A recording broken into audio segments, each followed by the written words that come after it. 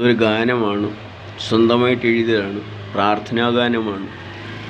ഞാൻ പ്രാർത്ഥിക്കുന്നത് ആദിപരാശക്തിയെയാണ്. സർവ്വതിനെയും സൃഷ്ടിച്ച ഒരു ഈശ്വരിയുണ്ട്, ആ ഈശ്വരിയെയാണ് ഞാൻ പ്രാർത്ഥിക്കുന്നത്. സർവ്വതിനെയും സൃഷ്ടിച്ച ഒരു ഈശ്വരനുണ്ട്, ആ ഈശ്വരനെയാണ് ഞാൻ പ്രാർത്ഥിക്കുന്നത്. ഈശ്വരനുണ്ടെങ്കിൽ ഈശ്വരിയുണ്ട്, ഈശ്വരി ഉണ്ടെങ്കിൽ ഈശ്വരനുമുണ്ട്. അച്ഛനുണ്ടെങ്കിൽ അമ്മയുണ്ട്, അമ്മയുണ്ടെങ്കിൽ അച്ഛനുമുണ്ട്. അതുകൊണ്ട് എൻ്റെ സ്വന്തമായ അഭിപ്രായമാണ്, നിങ്ങൾ ഈശ്വരനെയോ ഈശ്വരിയോ ആരെ വേണേ പ്രാർത്ഥിച്ചു, ഏത് ദൈവത്തെ വേണേലും പ്രാർത്ഥിച്ചു, പക്ഷെ പ്രാർത്ഥിക്കണം. നിങ്ങളൊരു കല്ലെടുത്ത് വെച്ച് അതാ ദൈവമെന്ന് കരുതി പ്രാർത്ഥിച്ചാലും നിങ്ങൾക്ക് ശക്തി ഉണ്ടാവും. ഈശ്വരൻ തൂണിലും തുരുമ്പിലും ഉണ്ട്. അപ്പം തൂണിലും തുരുമ്പിലും ഉണ്ടെങ്കിൽ ശ്രേഷ്ഠരായി നിങ്ങളിലും ഈശ്വരൻ വസിക്കുന്നില്ലേ? ഈശ്വരനിലെല്ലാവരും വസിക്കുന്നുണ്ട്. പലരിലെയും ഈശ്വരൻ ഉറങ്ങുകയാണ്. എന്തിനാ ഉറങ്ങുന്നത്? ദുർപ്രവൃത്തി ചെയ്യുമ്പോൾ, അധർമ്മം ചെയ്യുമ്പോൾ, തനിക്കും മറ്റൊരാൾക്കും ദോഷമുള്ള പ്രവൃത്തി ചെയ്യുമ്പോൾ നിങ്ങളിലെ ഈശ്വരൻ ഉറങ്ങിപ്പോകും. ഉറങ്ങി നിങ്ങളെ വിട്ടുപോകത്തില്ല. നിങ്ങൾ മരിക്കുമ്പോഴേ നിങ്ങളെ വിട്ടുപോകത്തുള്ളൂ. അപ്പം ഇങ്ങനെ ഈശ്വരനെ ഉറക്കുന്ന പണി ചെയ്യരുത്. അപ്പോൾ പ്രാർത്ഥനാഗാനമാണ് തുടങ്ങുന്നത്.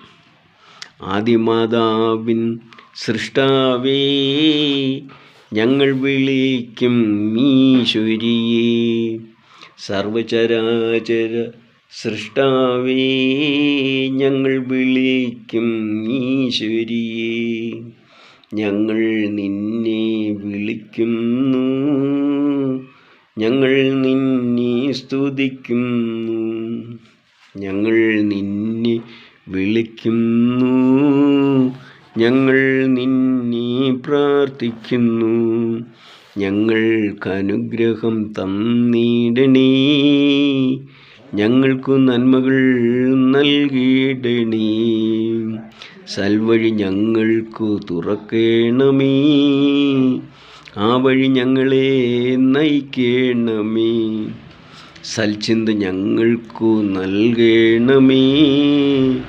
ദുർചിന്തയെല്ലാം മാറ്റണമേ, ദുഃഖങ്ങളെല്ലാം തീർത്തിടണേ, ദുരിതങ്ങളെല്ലാം തീർത്തിടണേ, അറിവുകൾ അനവധി നൽകിയിടണേ, അജ്ഞതയെല്ലാം മാറ്റിയിടണേ.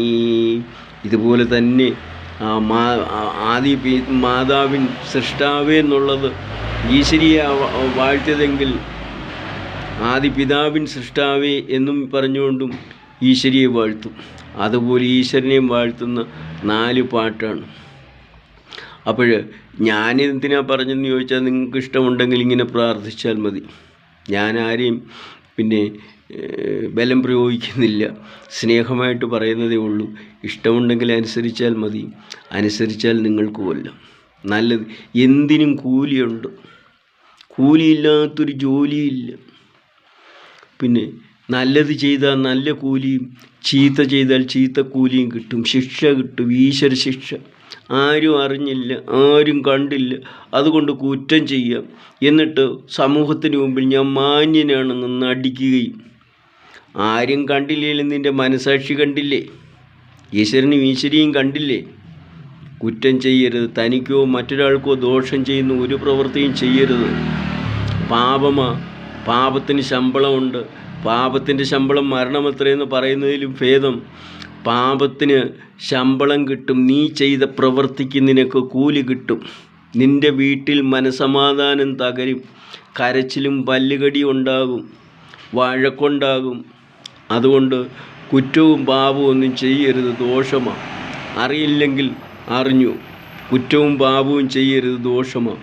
ഈശ്വരന് നിരക്കാത്ത, ഈശ്വരിക്ക് നിരക്കാത്ത ഒരു പ്രവൃത്തിയും ചിന്തിക്കരുത്, ചെയ്യരുത്, പ്രവർത്തിക്കരുത്. ദുർശീലങ്ങൾ മാറ്റണം, ദുർചിന്തകൾ മാറ്റണം, ദുർപ്രവൃത്തികൾ മാറ്റണം.